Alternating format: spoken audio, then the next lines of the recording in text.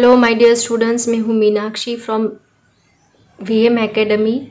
बच्चों हम देख रहे हैं क्लास 12th का chapter number 2 mechanical properties of fluids और आज है उसका लेक्चर नंबर 16 जिसमें हम टॉपिक स्टडी करने वाले हैं effect of impurities and temperature on surface tension.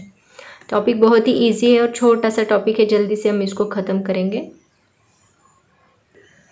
तो सबसे पहले देखते हैं effect of impurities on surface tension. Surface tension के ऊपर इम्प्योरिटी का क्या इफेक्ट होता है। सबसे पहले बताओ इम्प्योरिटीज़ क्या होती है, आप लोगों को पता होगा। इम्प्योरिटीज़ का मतलब क्या होता है कि किसी लिक्विड में कोई दूसरा सब्सटेंस ऐड करना। मतलब जैसे कि हम लिक्विड में शुगर ऐड करते हैं, नमक ऐड करते हैं, तो नमक शुगर ये क्या हो गई, इम्प्योरिटीज़ हो गई। तो ये इम्प्योरिटीज़ ऐड करने के बाद सरफेस टेंशन के ऊपर क्या इफेक्ट होता है। बोलो लिक्विड में हम क्या क्या ऐड करते हैं। पानी में हम लोग शुगर भी ऐड करते हैं, पानी में हम लोग नमक ऐड करते हैं। ये डिज़ोल्व होने वाली इम्प्योरिटीज़ है, जैसे कि नमक, शुगर।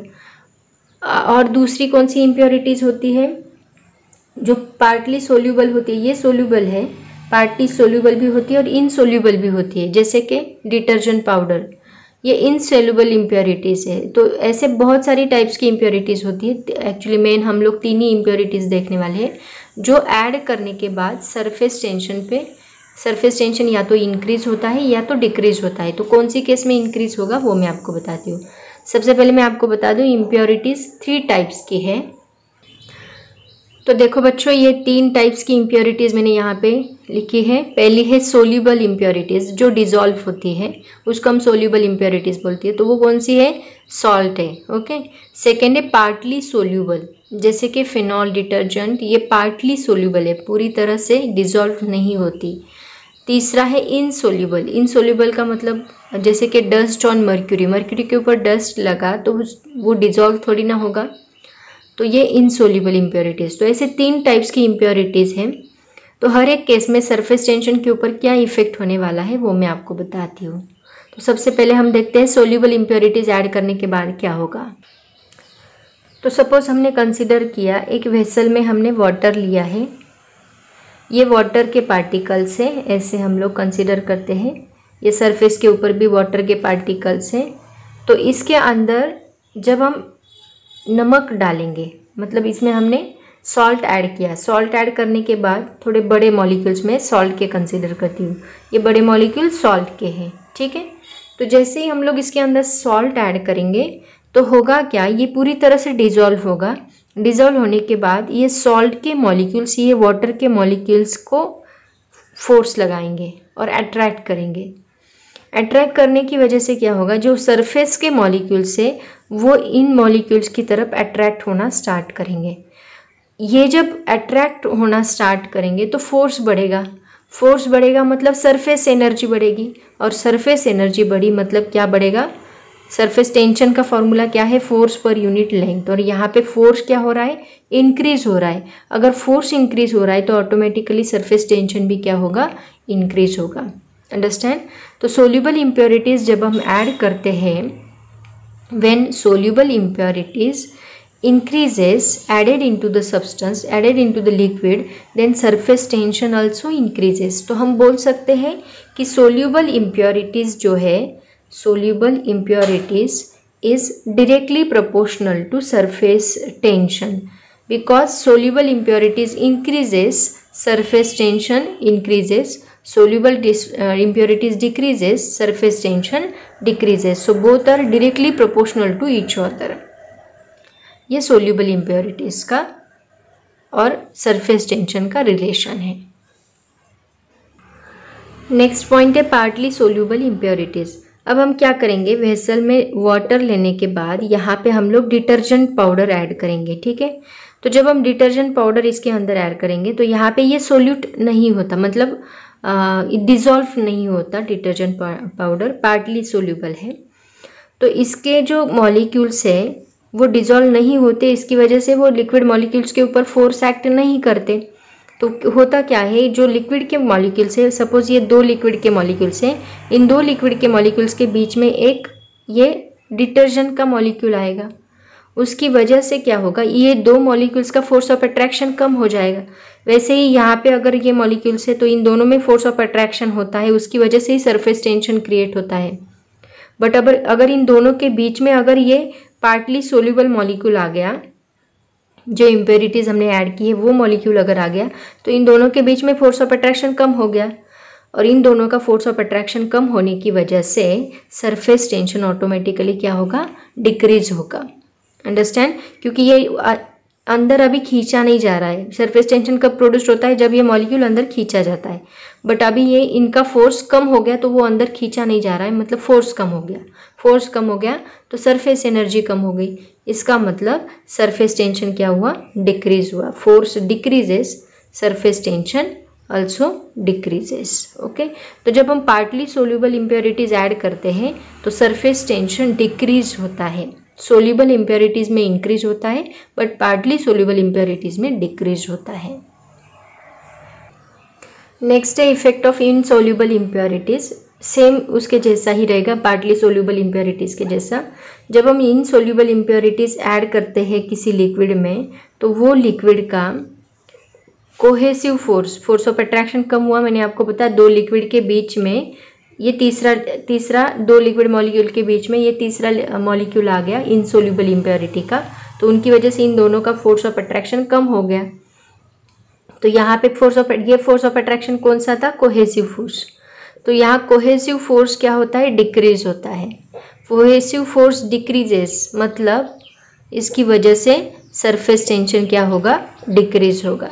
मतलब जब हम इनसोल्यूबल इम्प्योरिटीज में ऐड करेंगे लिक्विड में तो कोहेसिव फोर्स डिक्रीज होगा, उसकी वजह से सरफेस टेंशन डिक्रीज होगा।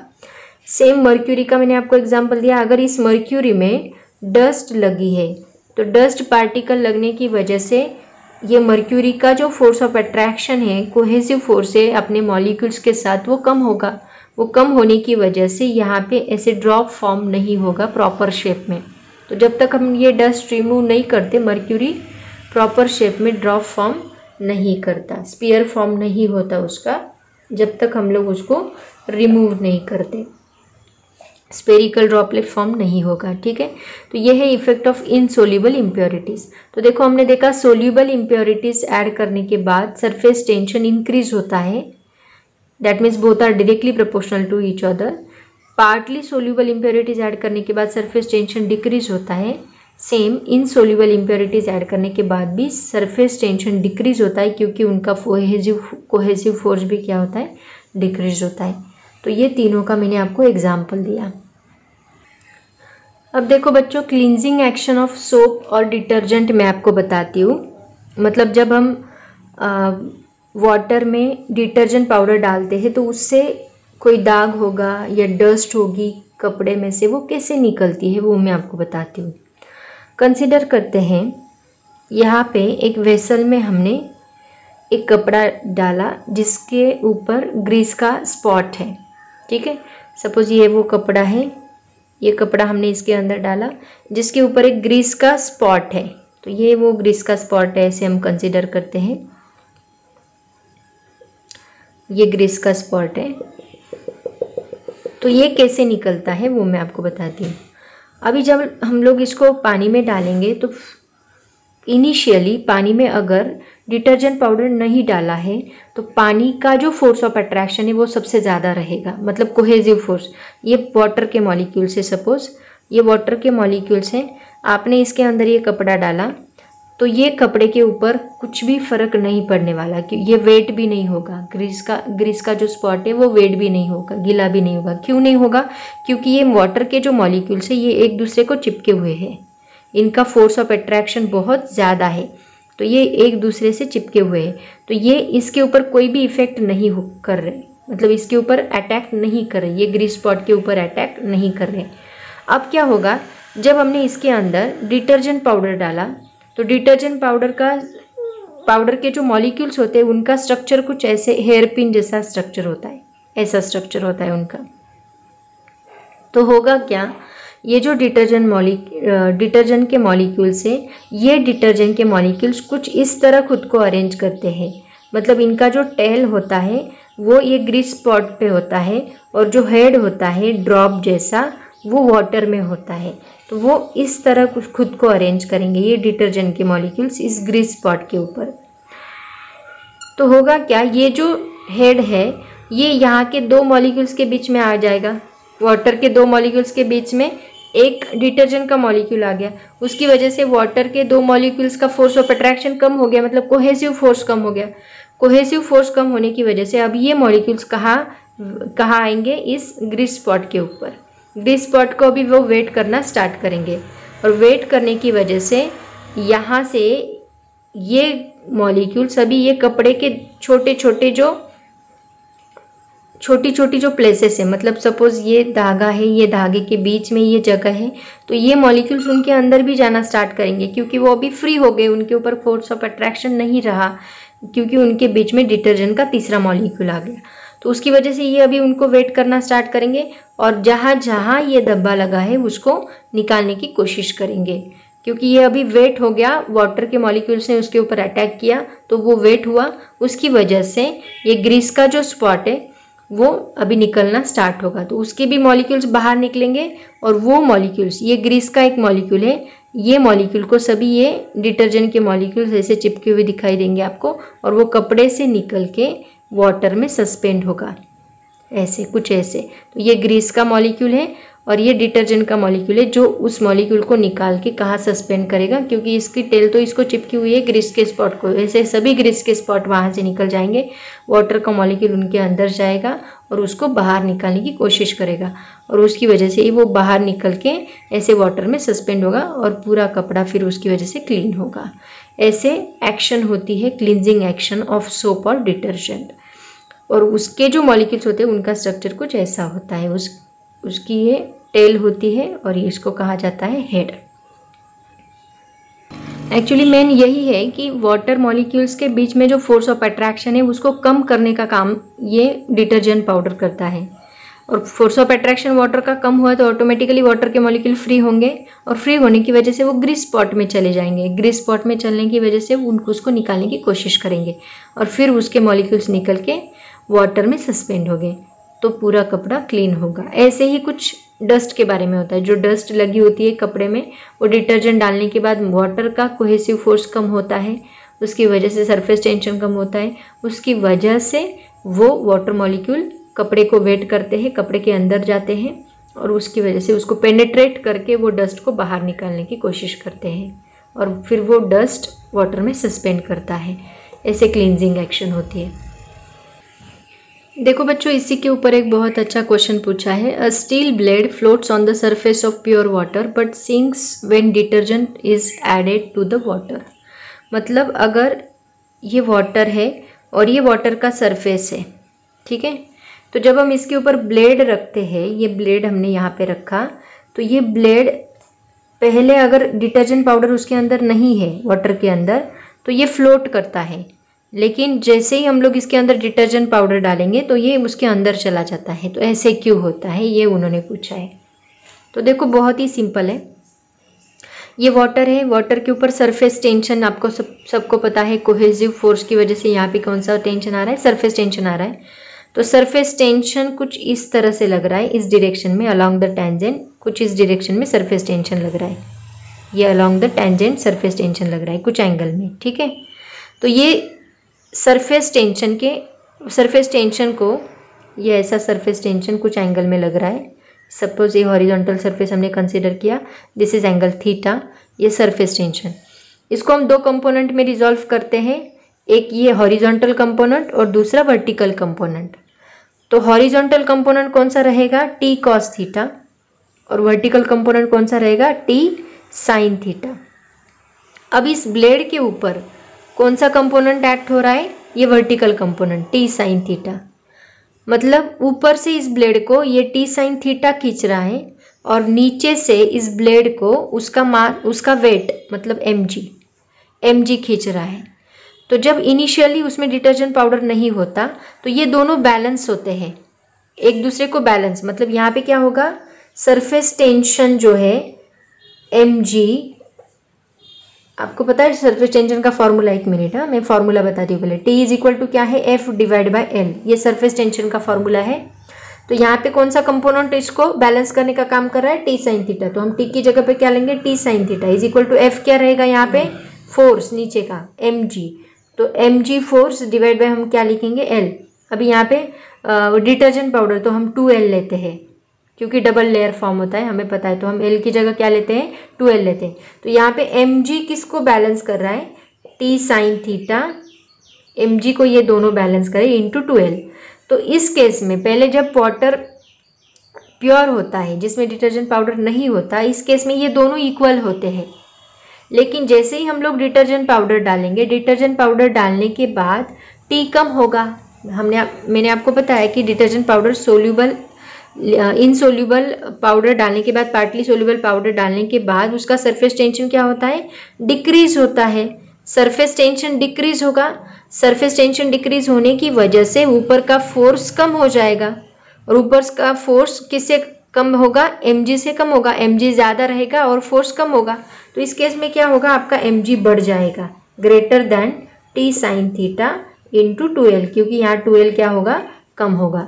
उसकी वजह से mg बढ़ गया, मतलब नीचे का फोर्स बढ़ गया, उसकी वजह से ब्लेड ऑटोमेटिकली नीचे आएगा जब हम डिटर्जेंट पाउडर ऐड करेंगे। क्योंकि डिटर्जेंट पाउडर ऐड करने के बाद मैंने आपको बोला कोहेसिव फोर्स क्या होगा, कम होगा, उसकी वजह से सरफेस टेंशन कम होगा, सरफेस टेंशन कम होने की वजह से वर्टिकल कंपोनेंट कम होगा, वर्टिकल कंपोनेंट कम होने की वजह से mg बढ़ेगा, mg बढ़ेगा तो ब्लेड ऑटोमेटिकली नीचे आएगा।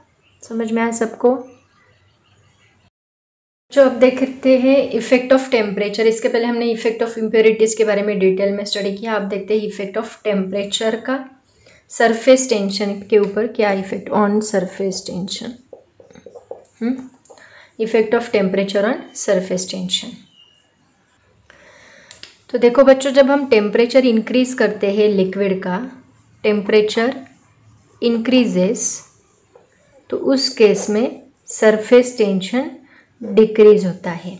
क्यों, देखो सपोज ये वाटर मॉलिक्यूल हमने लिए, वाटर मॉलिक्यूल्स को हमने हीट अप्लाई की, हीट अप्लाई करने के बाद क्या होगा, ये वाटर मॉलिक्यूल्स का वाइब्रेशन बढ़ जाएगा, मतलब इनको एनर्जी मिलेगी, वेलोसिटी बढ़ेगी। एनर्जी मिली तो वेलोसिटी बढ़ेगी, वेलोसिटी बढ़ने की वजह से उनका जो कांटेक्ट है, जो फोर्स ऑफ अट्रैक्शन है दो मॉलिक्यूल्स के बीच में, वो कम होगा। और वो कम होने की वजह से जो सरफेस के मॉलिक्यूल्स है उनका भी फोर्स ऑफ अट्रैक्शन कम होगा। और as usual force decreases divide by L है, तो सरफेस टेंशन क्या होगा, डिक्रीज होगा। हीट बढ़ाने की वजह से वाइब्रेशन बढ़ेगा, वाइब्रेशन बढ़ने की वजह से दो मॉलिक्यूल का कांटेक्ट कम होगा, कांटेक्ट कम होने की वजह से कोहेसिव फोर्स कम होगा, कोहेसिव फोर्स कम होने की वजह से सरफेस के मॉलिक्यूल का कोहेसिव फोर्स कम होगा, और उसकी वजह से सरफेस टेंशन भी क्या होगा, कम होगा। That means temperature increases, surface tension decreases. कभी भी देखो हम लोग, मम्मी क्या करती है, जब हमें कपड़े क्लीन करने होंगे तो उसके लिए कभी कभी गर्म पानी करती है। तो गर्म पानी से क्या होता है, गर्म पानी का सरफेस टेंशन कम होता है। गर्म पानी का सरफेस टेंशन कम होता है, उसकी वजह से उसका जल्दी कांटेक्ट आता है फैब्रिक के साथ, जल्दी कांटेक्ट आने की वजह से वो जल्दी क्लीन करता है, कपड़े के अंदर पेनिट्रेट होके वहाँ से डस्ट निकाल के उसको क्लीन करता है। तो ये है effect of temperature on surface tension. तो इसमें देखो बच्चों, 2-3 पॉइंट्स आपको याद रखने में भी इसके ऊपर क्वेश्चंस पूछे जा सकते हैं। पहला तो यही मैंने आपको बताया, temperature increases, surface tension decreases, but in molten copper and cadmium surface tension increase होता है with the increase in temperature. ये केस में उल्टा होता है, सरफेस टेंशन इंक्रीज होता है with the increase in temperature, क्योंकि फोर्स वहाँ पे स्ट्रॉन्ग बनता है उसकी वजह से।